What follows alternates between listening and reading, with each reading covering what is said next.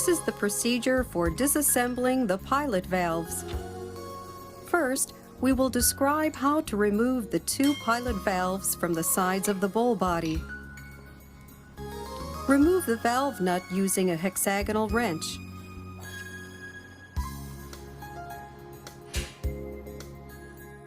Screw the valve jack bolts into the pilot valves and gradually tighten the butterfly nuts to release the pilot valves. Take care not to damage the nylon valve sheets mounted on the valve guides or the sheets on the pilot valves.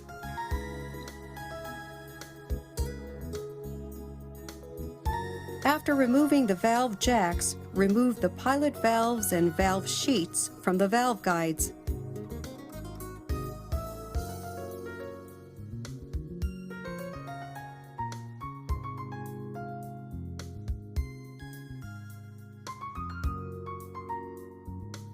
Inspect each O-ring for hardening and damage.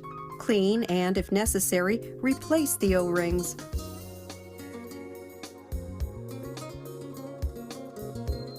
When removing the O-rings from the valve guides, take care not to damage the inner surfaces.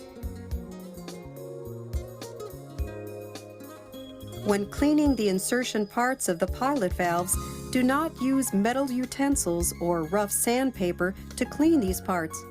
Take care not to damage the inner surfaces of the O-rings. Such damage can cause the seals of the O-rings to deteriorate, obstructing the opening and closing of the valves.